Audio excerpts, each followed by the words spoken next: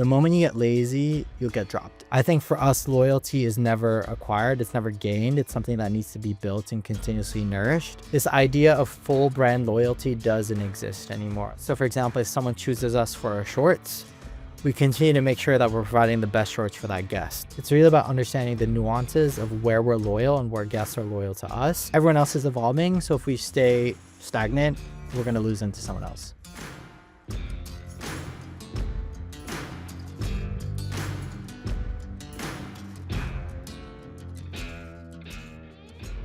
Welcome to the Backcountry Marketing Podcast. Today, I'm sitting down with Daniel Groh. He's the Chief Brand Officer at Satisfy. Daniel, welcome to the show.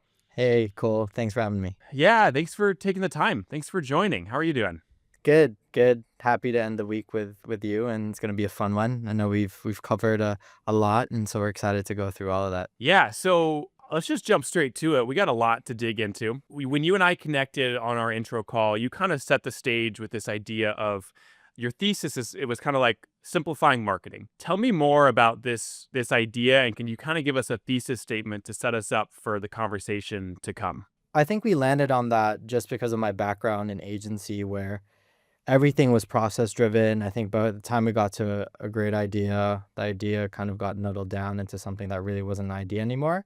And so that's really what kind of sparked this anti-process kind of methodology, what we try and apply here at Satisfy, where we protect the idea as much as possible. So for us, it's about, putting away through process, huddling in a room and really being able to find that spark and then protecting that spark as much as possible. And I think for us, it's really important to note that that spark can come from anyone in the room, right? It could come from someone that's passing by as we're brainstorming. And it's that acceptance and that accessibility to where that spark comes from is really how we keep the authenticity of the brand alive. Okay, so in this episode, we're going to dive into how you look and view your audience, your customers. We're going to talk about content and strategy behind content. We're going to talk about creativity. We're going to talk about how to distribute all of that content, but kind of with this premise of keeping it simple, which is as someone who spent 200 episodes trying to unpack all of the elements and insights behind great brand and strategy, this is almost kind of a good reminder for me of like, maybe it needs to be simpler than we imagine it can be. So let's start with your customers. We'll start with your audience because that's where it all starts. How do you think about them? I think that's a really good question. And I think the biggest shift are two ways. And so first and foremost, we don't call, and I correct my team all the time, we don't call our customers or consumers and all that stuff. We call them guests. And I think that's a really big shift for us, just because we want to have everything that we do come through a hospitality lens. We want people to feel welcome, we want people to feel taken care of. And calling them a guest to really make sure that we're landing that idea. I used to come from a hospitality background. And so having that sense of welcoming and really all that stuff you learn when you take care of a guest in a restaurant setting or in a hotel setting really allows you to fully understand how you're supposed to make someone feel welcome. And I think that's really what we're trying to do here at Satisfy. And so that's the first big kind of shift. And so whenever people come, when they say consumer, it's always up. Nope, not consumer, it's guest. And it really helps people project into really how we want to speak to the people that we call our community today. The second big shift is exactly what I just said a second ago, where we speak to people. We don't necessarily speak to runners, we speak to people that run. And I think it's that nuance that really helps us really expand what the Satisfy universe can be. I think a lot of brands speak to runners, and that really pigeonholes them into talking about performance, talking about PBs, talking about races that everyone expects them to be at. I think having that lens of saying, okay, as a brand, we're speaking to people that have run for years, people that are just starting to run, or people that don't run and that might run, really opens us up to a lot of stories and a lot of different almost ecosystems for us to really explore. And so I think those two nuances of how we're looking at who we serve is really important for us to really keep Satisfy what it is and also help us grow in the years to come. Yeah, let's come back to this idea of referring to your customers as guests. That seems like such a simple shift, but maybe a simple shift that has such a really profound impact on everything that you do. Can you share some examples of how that has influenced how you interact with them? 100%. I'll give you an example, two examples. Experience is a big part for us at Satisfy. Experience meaning how we show up in the real world. Obviously, being a D2C brand, a lot of our transactions, a lot of our relationships are built online.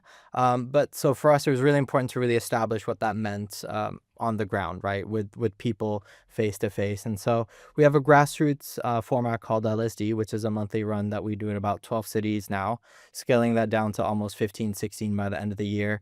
And it's a format that's free, right? Guests can come in, sign up. Obviously, it's capped.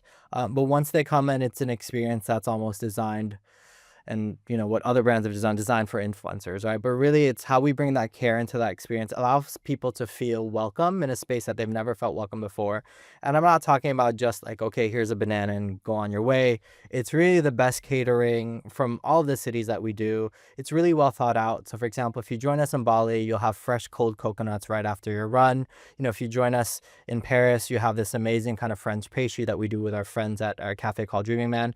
So each experience is really localized to really bring out the best of the city, even the routes that we're doing. So it's really about bringing this idea of care, and that's something that we've started to bring across with the team, where satisfy everything that we do needs to be done with care, and care as a service gesture. How does that impact your content and the strategy behind your content?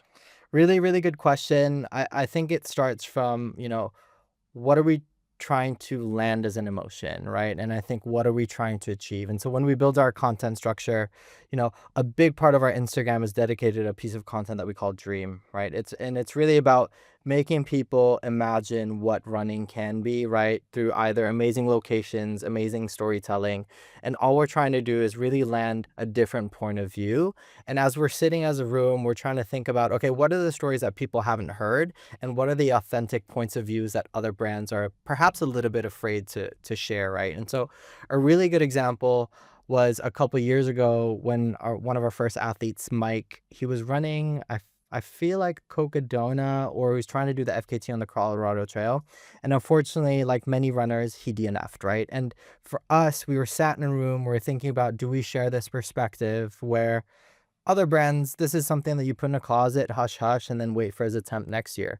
But we felt as a brand, together with Mike, that was important to show the full side of running, right? To show that it's a journey, to show that you can come back from a DNF and win the next year. And so for us, it's really about also thinking about what are the perspectives that we want to lead in, right? And from an emotional perspective and say, okay, maybe you haven't heard of this perspective before, but let's introduce it to you as a brand. And ever since then, we've always shared whether an athlete finishes a race, DNFs a race, no matter what placement they do, we try our best as brand partners, right? And that's how we see our athletes. We're partners to them. We're at their service, just as we're at the service of our guests, to help share their story, obviously whenever they're comfortable to. And so really we're thinking it from that perspective of new ways of really shining light to the sport, and really being able to express emotion. And I'll say emotion a lot through here because that's really what we're trying to land. And I said this before in another interview. We just so happen to be a really good company that is great at building emotions that operates in running, right? I think that's our forte and how we spark emotion. And I think you might have heard, or people might say, we're a polarizing brand, and that's what happens when you spark emotion. I think if we were a brand for everyone, I don't think people would be as excited of what we do, because that means everything that we do is vanilla. So, okay, so emotion is something we talk a lot about on this podcast, and it's something that, like I talk and try to champion and encourage brands to lean into the emotions. But there's inevitably a barrier to bringing emotion into marketing and into storytelling because it always comes back to the quantifiable ROI, all those basic business class 101 questions. Yeah. Um, h- how do you work through that? Is that something that you're concerned about? Is that something like what's your philosophy around emotion and business and how they should or shouldn't intersect? I think that's a really good question, and I'm here to myth bust, at least from the Satisfy perspective, that through all of our social media tracking data in terms of engagement, shares, likes, saves, our athlete content is by far the content that performs the most. And it's the content within the athlete sphere that's sharing a story, and most likely is either anchored in triumph or despair. So two very strong emotions that humans latch onto. And so it's either our community celebrating with one of our athletes as they achieve something amazing, or empathizing and understanding that sometimes you can't show up at 100% and that's okay, and we'll be there for you the next time. And so my kind of my speakerphone to everyone is that, emotion from what we're seeing at Satisfy is definitely something that does convert, right? Because it's building that fandom around the stories that you're trying to build.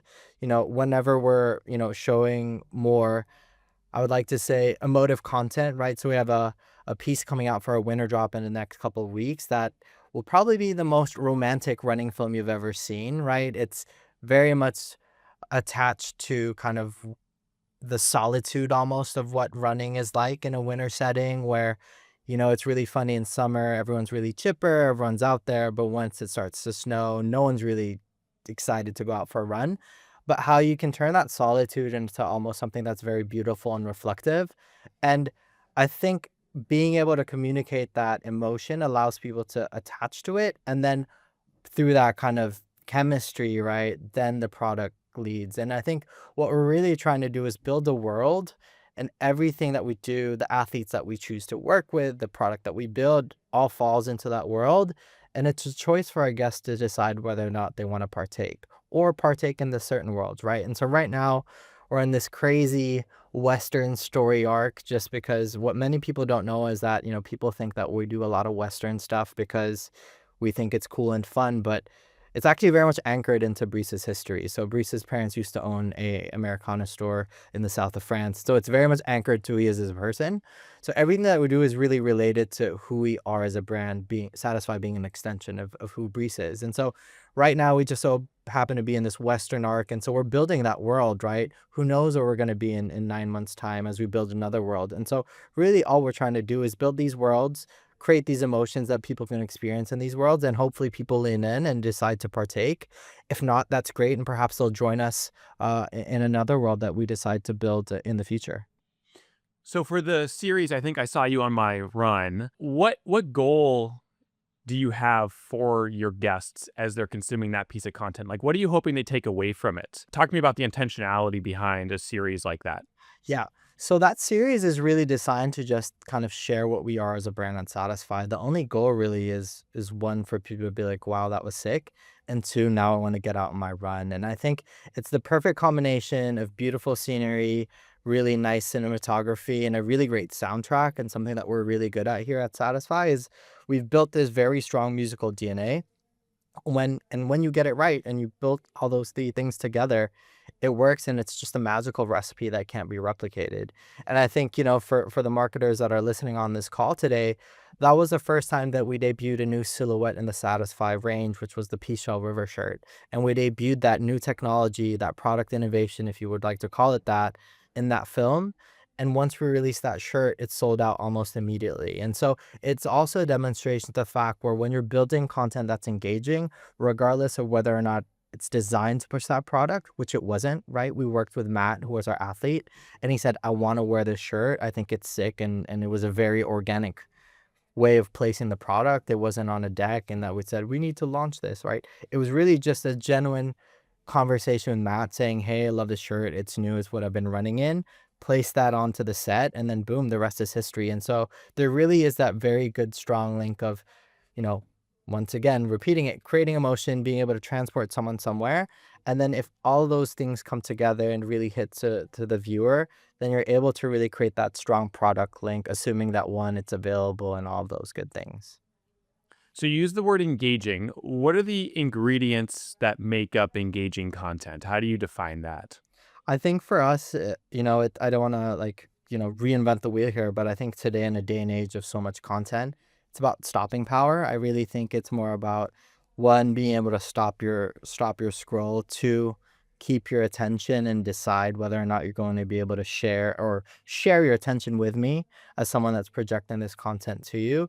And I think the one that we're trying to win the most right now is how we're encouraging our fans to share the content, right? To get more people to see what we're doing here at Satisfy. And I think that's what a lot of brands are looking at right now, that share metric. How many times a post is getting shared is something that we're really starting to look at more and more here at Satisfy, because for us, that's a good sign of content. And I think it's there's no really easy answer to how to unpack shares, right? I think for us, what we're seeing from the early signs of data is that, like product releases garner shares because it's a more transactional form of, hey, cool, did you see this? This is coming out soon. But where we're seeing the most shares is really, once again, going back to the longer form pieces of content that are one, either awe-inspiring, sparking an emotion, or, I wouldn't even say not necessarily linked to product, but really linked to something that's, really, really impactful. We launched a climbing collection almost, I would say, like 2 years ago now. It was called Stoner, and we have this really beautiful, impactful shot of two climbers that climb up to a crag and share like a really nice rest and kiss. And that post still gets featured and shared up until this day. And so it goes back to the point of like, so many people in the world, right? So many people haven't seen that, but people are still connecting to that, whether or not they know Satisfy. That collection isn't even really available, but they're still sharing that because it sparks that emotion, it sparks that wow. And that's really what we're looking at when in terms of how we're defining engagement. Because if you're looking at likes, a lot of those things today, it's really hard, right? Especially how much the algorithm is pushing you, just because, you could have the best piece of content, but if it's not posted at the right time or shared immediately, that can kind of close. But I think it's really about, you know, when it gets the right exposure, how we're getting that share and that love as well. So, okay, people still, and I'm kind of amazed that they debate short form versus long form. And I feel like I don't know. That topic doesn't feel like something we even need to discuss anymore. I think there's the short answer is like both are useful, both have their own place. Long form certainly is not dead, and short form has can be useful at times. If you just had to like put that argument to rest and put it on a shelf and be done with it, like how would you respond to that argument? I would encourage in the most humblest of ways for people to go on our Instagram profile, look at, I think I saw my run today, look at the number of views and notice that it's a long form film that we encourage our guests to flip their iPhone. So a lot of effort required to really consume the film in its full entirety. But that's really like the end all to all of that. We also just relaunched a documentary called The Ranch, um, which was a recap of the training camp that we did up in Wyoming. 15 minutes, really short. I mean, short and very long in our new day and age. It's on YouTube. And a lot of the comments are saying, I wish this was longer. I wish this was longer. And so it really demonstrates that if you're hitting the right message, drafting the right story arc, there isn't such a debate about whether it should be short or long. I think it's about, if people think it's too long, that means the content wasn't good. If people think it's too short, that means the content was good and you should have made it longer. And so I think it's really just about understanding how you're demonstrating and building what you're trying to put out. So there's this element of effort that I feel like marketers are trying to maybe dumb down for the audience. They're like, or guests, sorry. I'm Yeah. like, it's like let's make this as simple and as effortless as possible for the audience to engage with. But I'm not entirely convinced that that's the right way to go. To your point, like for people to enjoy some of your content on your Instagram, they literally have to flip their phone 90 degrees. In the world of like digital, that's considered a lot of effort. That takes exertion 100%. to do it. Yeah. Um, are we confusing effort with something else because we're missing something else and we're just looking at effort as a way to try and make up for the lack of whatever that factor is? I think people are looking for a quick win.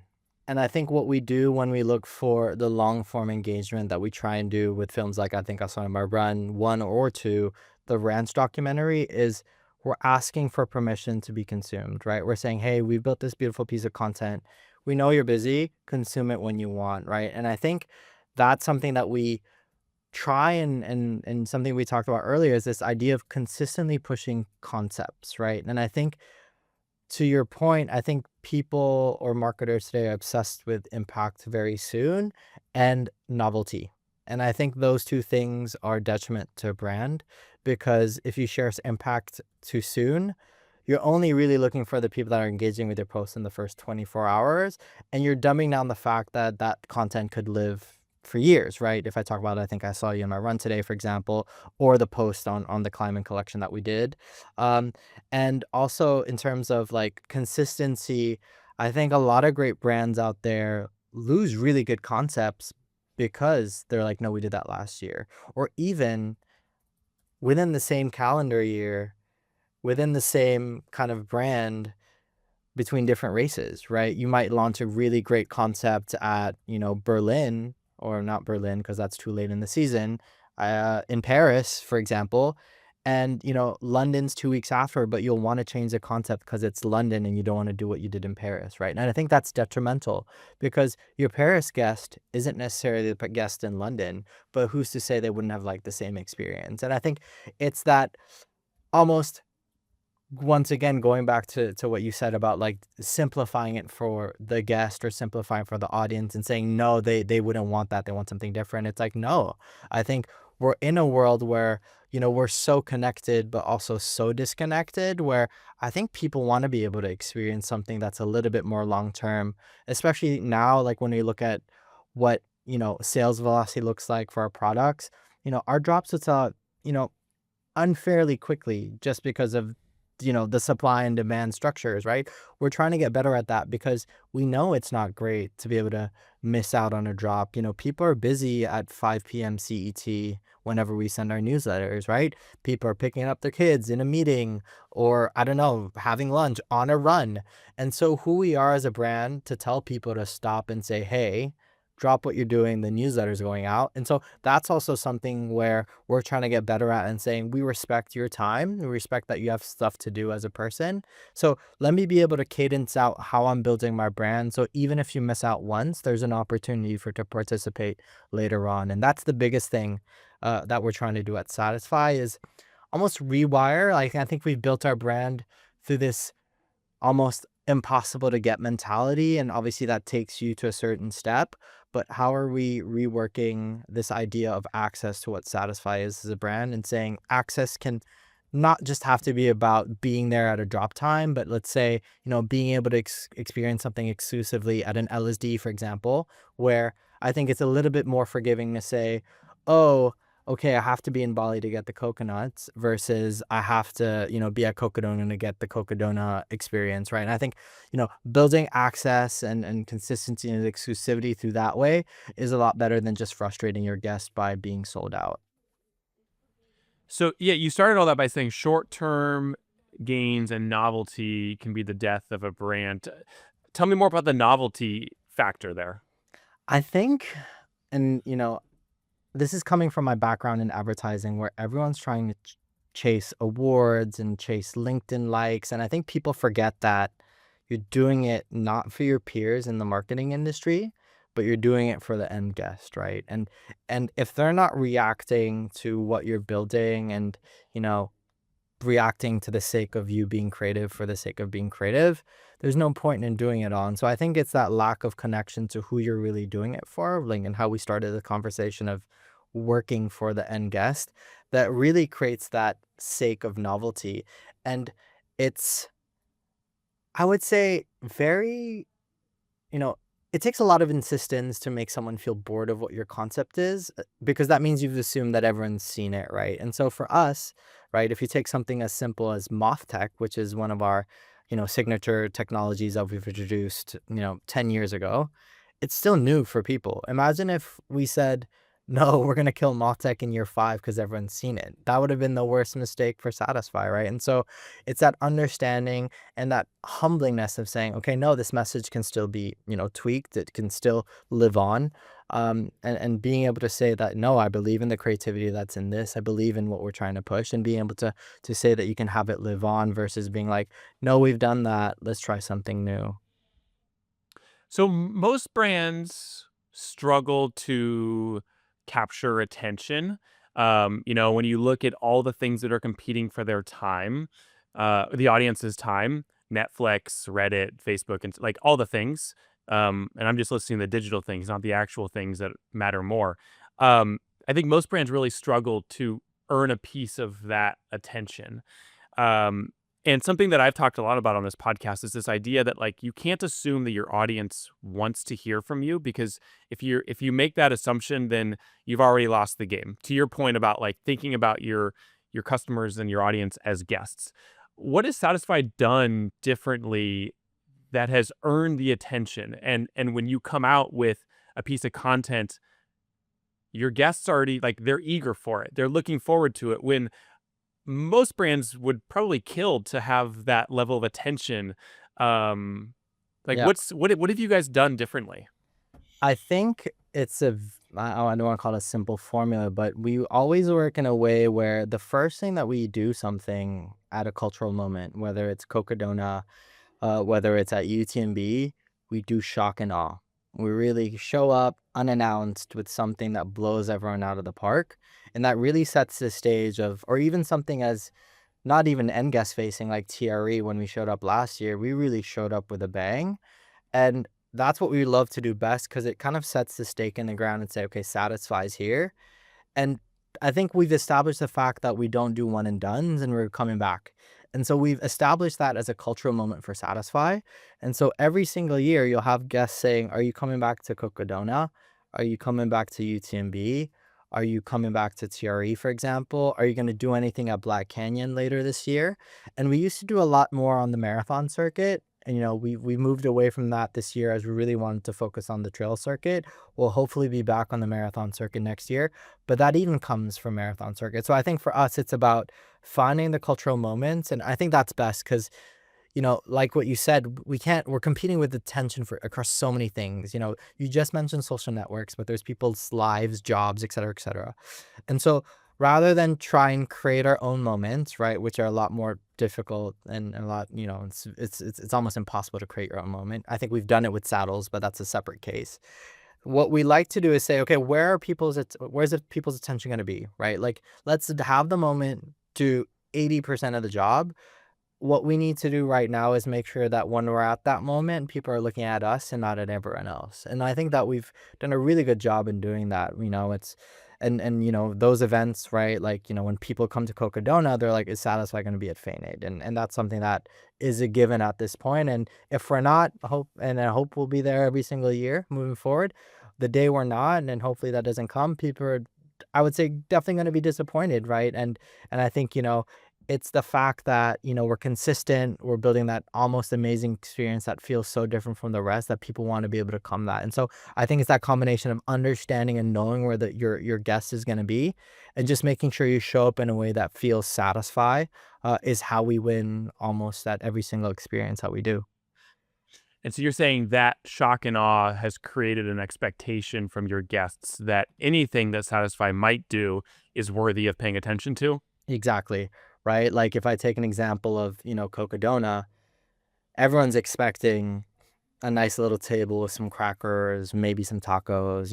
You come to the Satisfy aid station, you have togos, you have massage therapists, you have pancakes, you have vegan options, you have Morton gels, you have Floda. That's shock and awe, right? And it's really about, juxtaposing what the industry does at that moment or what the cultural sphere does at that moment. We'll do the opposite. And so, Cocodona, a very low key race, will come in with a very high key concept, right? TRE, the biggest running trade show in the world, ironically, a lot of brands do a very low key setup. So we come in with almost what looks like a store built out. And so we're almost doing the opposite almost of what everyone else is doing because that really helps us stand out in a way that's very credible. UTMB, everyone's in the village building out their crazy build outs. Hoka has this insane space, multi-story. We have a garage 15 minutes outside of the city. You know what I mean? And it's about just always flipping the script and being like, okay, they have to be crazy enough to do that. And if they're crazy enough to do that, there must be something interesting. And so UTMB is always a really amazing one for us where, our guests are walking 15 minutes out of their way outside of city center to come spend a moment with us. And so the way we're thinking about that is, okay, fine, we'll have a retail aspect, but how are we building an ecosystem for them to really spend as much time with us as possible for them to be like, okay, that walk was worth it. And so, this year we installed a fuel station upstairs where, if you're coming post run, pre run, you can refill with Morton, you can refill with Floda, you can just come out and hang the view, speak to our athletes. If you want to spend some money, there's a retail space downstairs. We did runs every day. And so for us, it's really about how do we make this worth it for you because we're conscious. And that's something that we're always thinking about. If you're spending time, money, effort with us, we have to make it worth it for you. And if we don't, then we've let you down. Yeah. Oh, that's so good. You mentioned it's really hard to create moments. So we have to take a moment where our guests will already be and then kind of carve out a piece of that for us. Um, how does that apply to, uh, again, content strategy, and understanding where your guests are consuming content, how they're consuming it, and then maybe trying to like slip a piece of content into that little sliver of attention that you know exists. Yeah, I think for us it's about understanding what's credible to us in our tone of voice and really being able to make sure that we're not the brand that's trying to be funny. And I think we're quite conscious of the fact that we want to be able to build a world where, we can show up in a way that's useful. And so sometimes we'll slip in a couple of different kind of surprising moments, but really where we try and shine is really through different facets, right? And so, the Satisfy Instagram will be very curated, very, aesthetically pleasing, and then we'll have different facets of the brand like Possess magazine that allow us to go left, right? And I think it's about understanding where and how to show up. And I think for us, digital equals Instagram for the moment. I think that's really where we found our voice. YouTube is, I would say, like a secondary hub for a little bit more of our long form format, but I know we've just scratched the surface of that. We're still a very small team, and so if we go do something, we do it right. But then I think where we've done a really good job in creating unexpected brand moments is Possess Magazine, for example, which is I would say 4 to 5 issue a year publication that we do in house. That's a magazine about running that sometimes talks about running, but doesn't really, right? It's a really great avenue for us to explore the culture that surrounds running. We've done issues on other brands' pro athletes because, we wanted to celebrate running culture as a whole.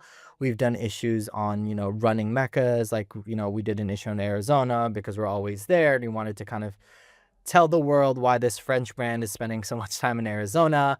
We just did a last issue on the ranch, which was all about our protein. And within that issue, we actually have a little bit of an Easter egg, which is kind of this play on, running cult member, right? It's a slogan that's attached to the Satisfy brand. It's been there for the longest time. We have another slogan called Possessed. And when we were on the ranch trip, the team thought it would be really funny to air quotes initiate our newest recruit, Yoan, through this like funny cult thing. And so it's something that the athlete team did without even telling us, and they just said, "Hey, can you guys record this? It's gonna be really funny." And it makes a cameo at the end of our documentary. So if you haven't watched the documentary till the end, would recommend to make it to the end credits. And there's a full kind of feature that breaks down what Im Satis is, which is the kind of cult to satisfy and possess. And so we're using different channels to allow us to flex a little bit of how fun we can be as a brand and create those unexpected moments. Bumper stickers, we started doing bumper stickers almost a year and a half ago now, and that's something that not a lot of brands, did in the running space. They would do the little logo cutouts, but we really thought running bumping stickers are a really fun way to kind of express a more fun, quirky side. And so that's also another avenue for us to express. But I think we're very much conscious on what's credible for us to do as a brand. Because if we start mixing different emotions into one channel, I think we're going to lose people. And what we're really conscious about is that we have guests that consume us in different ways. And so we want to be respectful for those guests and understanding that, the fun, quirky, almost weird running stuff is isolated to Possessed, and people can choose to consume Possessed versus if it was on the Instagram, then we're just force feeding content to people that perhaps don't want to see that. Hmm. If you had to generalize and look at your average outdoor active brand, what do they get wrong when it comes to their content and the strategy behind it all? I think instead of trying to do their own thing. They're really trying to build something that follows other brands, and I think that's a little bit unfortunate. I think, if we look at some of the heritage brands have so much DNA and so much great content in their back pocket that they need to be doubling down on what they know that they can do best. I'll give you a really good example. There was a time and place where people really loved blurry running photos, right? With like that effect. I think some brands still do that today, so no offense to those brands that still do that. Oh, That's it's still a really you know popular. what I mean? Or like the famous "Let me jump between two rocks." I think those are all not accurate reflections of how people are running today. And I think that's the biggest thing where I think people need to, or people at brands need to understand that it's okay to show reality. I think obviously, you know, it's okay to show people sweating. I think it's okay to show people like in pain or suffering because it's a reflection and demonstrates to the end guest that you're not making not I don't wanna say making fun of them, but you're not, taking them as idiots in essence, right? And it's kind of dumbing it down, right? Like, you don't need to show people smiling. People don't expect that, right? People expect effort. People expect, really hard work from a brand, and people wanna see that from their content. And so I think it's a misunderstanding of what their guests, really expect is kind of that short form answer to what they're getting wrong. I almost feel like though a lot of brands even struggle to answer that initial question, like what do we produce for our guests that's actually interesting and engaging? Yeah. I think, there's a really good example right now, right? I think, Nike's doing an amazing comeback story, or I don't even want to call it comeback because, and this is what I argue with people all the time. We go like, oh, Nike's going down. It's like, no, they're still the biggest sports brand in the world, so they're fine. But I think the recent wave of communication that they've done across all of their different sports has done a really good job, and it demonstrates that they do know what their guest looks for. People look to Nike for innovation, for inspiration, for being able to flip the curve. And I think that's really, really what, they're tapping into right now. And it's demonstrating to how people are engaging with what they're doing, right? Whether that's through ACG or some of the work that they're doing in the running space. I think that's really a really great space to be, right? If I look at another brand, like if we look at On, I think they've tapped really, really well into their kind of almost futuristic innovative space. The work that they've done around light spray is really interesting and really tapping into that. And so I think, you know it's there, it's coming, and I think it's just that willingness to say like, this is our heritage, this is really who we are as a brand, and not having to be like, oh, okay, look, like Satisfy's done this or X brand has done this. We should be doing this because of the engagement. It's understanding. And this is really what we've done a big exercise on is we believe that our guest isn't necessarily a Nike guest or an On guest or a Bandit guest, right? Or a Tracksmith guest. We've defined and understood that we speak to a specific set of people. And obviously, I'm talking about brands with different business sizes and business kind of ambitions. But it's a true understanding of who they are as a person, how are they consuming, and the key message that they want to receive that really helps us really dial in how we're doing content versus how other brands are doing content. What are some myths out there? We spoke to one, long form versus short form, that you feel like your average marketer gets wrong about content. Yeah. A big one that I learned myself is, how people react to failure. I spoke about that a little bit earlier, but showing failure is okay. I think, there's always this assumption that we need to show up being perfect, but I think, being able to show emotion and show vulnerability is really important to show that brands can be human as well. And that's what I always tell my teams, right? As we build Satisfy into the future, remember that it will evolve and that's okay. And we need to treat Satisfy as someone that's growing up, and that you'll see that in our designs, you'll see that in how we communicate, and being able to have that ability to evolve and not be static as a brand is really, really important. So I think that's another myth. I think we're much conditioned to playbooks and DNA and brand books, and I think those are great as you onboard new people, but you need to make sure that that brand book isn't, done and dusted, and it is evolving with the times. And I think what we found too is really understanding where you can't play. There are so many moments in the calendar year where we're like, should we be there? And we sit collectively as a team and say, no, that's not really credible for who we are in our strategy for this year. And I think learning to say no is also a really big kind of myth where, I think there's this expectation to be everywhere, whereas what we've learned is that no, there isn't. There's an expectation to be at the events that you've built your brand against, and so I think that's also another key learning that I've taken away from this year too. Point of view is an element of all of this that we haven't really talked a lot about. You mentioned it earlier. Like, in order for content to like one of the ingredients of great content is the brand has to have a point of view, and that has to be felt and seen through the content. I think this is something that brands struggle with is developing a point of view. Maybe they have it developed, but then figuring out how to articulate it and actually get it out into the world. Any advice or ideas around developing and then distributing that point of view? It's a really good question. That's a tough question. I think, that's something that we continuously ask ourselves even here at Satisfy, where, our point of view is simple, right? It's how do we bridge the juxtaposition between the urban world and outdoor culture, right? I think we're very conscious of the fact that a majority of our guest base lives in urban centers, and we believe that their dream is to one day either move to the outdoors, move to nature, or spend their time there. And so for us, it's about how we bridge that gap. We call it concrete to mud, and how us as a brand, we're able to help, provide the content, the product, the experiences that help make that journey a lot more seamless. We're not going to solve it, but we'll do our best and able to provide you with the tools and the playbox and the ecosystem to really help play in that way. And so, you know, that's why, the rocker was designed in a way that, was, using a lot of that kind of cushioning and super foam feel that people are used to in a road shoe and helping them slowly navigate their way to the trail.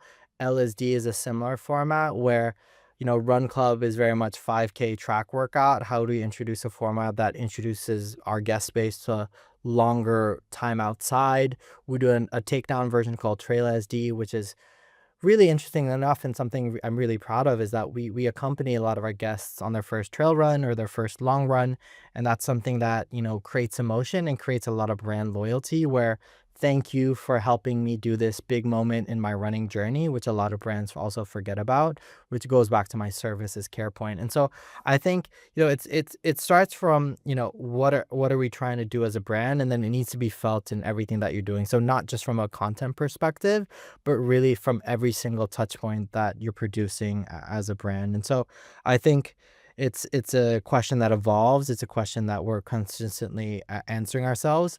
But I think it's about understanding really what's the mission for the year, right? And it doesn't have to be your brand mission, but what's the line of sight that we're trying to do as a brand, and really hammer that down and consistently hammer that down across the year, and that will come through, right? And I think the one thing that I want to share too is that it will take time, right? Like, I honestly believe that any single brand can, I don't say be credible in something, but can transition to something, but it takes time and you need to incubate that thought, right?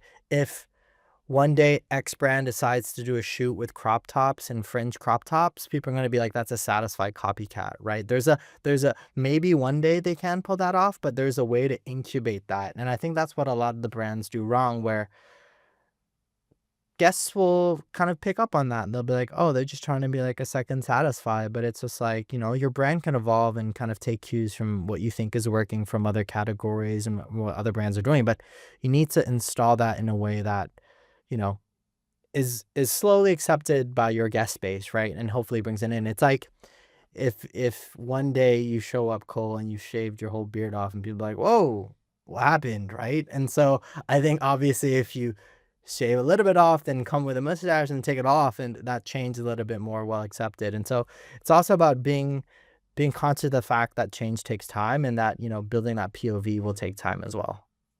Yeah. Can you share your 80/20 rule when it comes to creativity and the culture around Satisfy? Yeah. What is it and what's the principle behind it? Yeah. So the 80/20 rule, also known as the happy accident internally, is a framework that we like to do as we plan out our, 6 to 12 year plans, where we'll build everything out to 80%. So 80% of the drops will be locked in, a year in advance. All of the experiences that we want to do will be locked in a year in advance. But we always leave, 20% of flexibility for our teams to react to cultural moments that we think would be credible to Satisfy. new athlete signups, new opportunities in the calendar, new ideas that are shared in the hallway. And some of our best work comes out from that. So, for example, I think I saw in my run, the first edition, an hour and a half before the drop, we decided to do a quick merch shirt. And that's the beauty of 80/20, where everyone's aligned to the mission, no one's saying no, and we're able to execute that. And so, things like that allow us to be nimble and quick on our feet. Obviously, as we grow bigger as a company, we still need to take that into consideration, and perhaps instead of 80/20, it's 90/10. But it's really about keeping that creative mindset in and allowing us to be flexible and be able to latch onto ideas when we think they're right. Um, because really that's some where our best ideas come to life. And how do you think through you use the word content ventilation, how Yeah. you distribute and the cadence of that? Share Yeah. more about how that works. Yeah, and so, we think about, you know, once again from the guest perspective, how much can they really take from us, right? Like how much attention do they really want to give? And so the way we're telling our stories really is in a way where we feel that they can give us their undivided attention, right? And so if I'm going from, let's say an athlete win, then into a major campaign, and then into, a big selling campaign, that's a lot for our guest base to understand. And so what we try and do is really map out the whole ecosystem for Satisfy and understand, okay, where are we trying to make the impacts? And so something that we started to do from a kind of commercial perspective that now impacts content is this idea of drips and drops, right? And so drops are big major moments for us, whether that's a commercial moment, an experience moment, a cultural moment. And drips are the little moments in between that allow us to stay top of mind and say, hey, we're satisfied, we're still here. So those will be moments where we're guiding our guests through, technologies that we've released, updating them and say, hey, Cole, you love Oralite, here's a new colorway.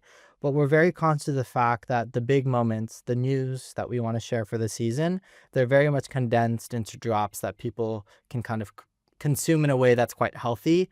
We don't want to just keep banging content around. And so we work with, our experience teams, our cultural marketing teams, our athlete teams to really understand what's the story you want to tell over the 9 months, and then make sure that we're building that in a way that feels organic and true, and also respective of people's time and attention, and also the other moments that are happening around, right? And we look to what our peers in the space are doing, like, okay, we know that there's going to be this big attempt here, there's UTMB here, this is the moment that we slide in.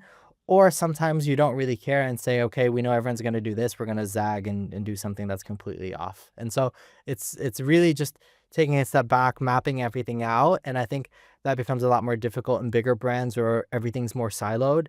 The beauty about Satisfy is that the brand function sits transversely and we're sat into every single department's meetings.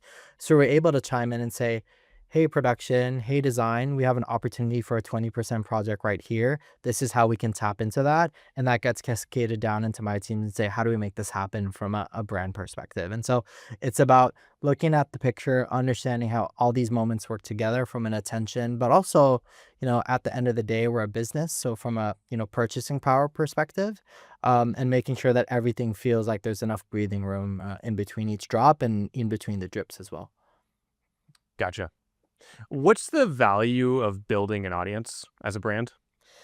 I think, this is something that we talk a lot about, especially with, as we shift to a brand that, sells out within 24 hours, and a brand that needs to be always in stock and bringing new guests. I think what we're trying to build is, we have an audience, but then what we're really good at is also building fans. And so I think right now, everyone that follows Satisfy, I would like to say is a fan. Now we need to build an audience, if that makes sense. And so I think we're building it from other brands, how they have audiences and they have less fans. I think we have a huge fan base and now we need to build our audience out. How do we start bringing in more audience members and turning those audience guests, if you would like to say, into fans? And so I think we're almost doing it the opposite way, where we've Huh. come from this cult like following, right? It's like, it's more of like, oh, do you know what Satisfy is? To now getting to a stage where people are familiar with us as a brand and be like, oh yeah, that's that running brand with the holy shirts, or that's that running brand that says running club member, to turning those audience members, because technically they are a part of our audience because they know who we are, into fans of the brand and people that you know, and this is what we talked about previously in the intro call. To fans of the brand doesn't mean you have to consume. And I want to make that like super clear to everyone listening, where you can be a fan of a brand and not be able to consume that brand because of whatever, maybe, monetary kind of capabilities or whatever, or geographical availability, whatever. But how do we turn them into fans? And then once they're fans, then how do we help them convert into buying product as well? But so it's that journey that we're looking at to say, okay, awareness is acquired, right? You're an audience member now. How do we turn you someone that's going to champion what we're trying to do here at Satisfy and really talk about us every time we do a drop, really? You know what I mean? Like, I would love our fans to be like, "Hey, Cole, did you see that Satisfy drop? That was really cool." Or, and you could also say that was really cool, or I preferred blah blah blah. I'm not here to dictate what emotions need to be felt, but it's really about building the opposite way now, I feel, and saying, okay, like, we have these fans, now we need to build an audience, and then how do we turn those audience members into fans again? Yeah. So, what's the difference between an audience and a fan? For me, an audience member is just someone that's just there and that's aware of your brand. A fan is someone that will, champion your brand, be able to explain what the brand ethos is, really be able to tell a deeper story about the brand storytelling. Basically an extension of who we are as an HQ team, right? I don't want to use the word ambassadors because that has some weird like connotation today of like, oh, like you're like paid for by the brand. I think it's there's a really good music parallel where it's just like fans and music are those that are going to go to the concert, like audience members are those that just are listening and streaming, right? There's a big difference. And so I think we could pack out an arena, but now I just need to get those people I need more people to stream our song, basically. And so it's just like, and then how do we get those people into the arena again? And so I think building awareness of the brand and then building that loyalty and deepening that is something that we definitely want to work on for next year. So you brought up brand loyalty, and I've heard mixed reviews on loyalty, especially when it comes to Gen Z. Like, are Gen Z people like are they loyal? Will they be loyal to a brand? Um, what are your thoughts? What have you seen around concept of loyalty based on different generations? I think you're very much correct on the idea of loyalty is not achieved forever. I think you need to consistently be on your toes. I think guests will be loyal as long as you continue to produce great product, great content, great experiences. The moment you get lazy, you'll get dropped. And so that's really our perception on loyalty, where we're always thinking about what's the next thing, right? And it's that balance of consistency and novelty, right? We've talked a lot about consistency, but we're always thinking about what's that one thing that people are going to talk about in our product range this year, right? We'll still have Motec, we'll still have Oralite, we'll still have all the basics, but what's that one thing that we know our guest base will talk about and that the fans will be excited about? And so I think for us, loyalty is never acquired, it's never gained. It's something that needs to be built and continuously nourished. And so I agree to you when you say, I think loyalty in the purest sense is dead, right? I think like we're seeing so much brand switching, that it's something that you need to continuously nourish. And I think it's also understanding that this idea of full brand loyalty doesn't exist anymore. Like, as much as we'd love to see everyone in head to toe Satisfy, or someone, wearing another brand head to toe, we've come to the fact that a certain guest base will do that, but not everyone will. And so how are we making sure that whatever they choose, so for example, if someone chooses us for our shorts, we continue to make sure that we're providing the best shorts for that guest, because we don't want to switch them out to something. We don't want them to switch out to something else. If someone loves us for our socks and just our socks, amazing. I need to make sure that my socks stay as great as they are for you. And so it's really about understanding the nuances of where we're loyal and where guests are loyal to us, and making sure that we're delivering continuously, and then also surprising and delighting every year, because everyone else is evolving. So if we stay stagnant, we're going to lose into someone else. So is the moral to this episode, get lazy or you'll get dropped? Is that the big Exactly. takeaway? That is the big getaway. Get laser, get dropped, and I think that's really like, it's very difficult. You know what I mean? Like, we're always on to the next thing, and it's a little bit of the what's that phrase? The double edged sword almost, where we don't celebrate our wins enough because we're always thinking about what's next because we know that we can't get lazy or get dropped, right? And I think that's really what it is, whether that's on product, whether that's on content, whether that's on the experiences we're providing.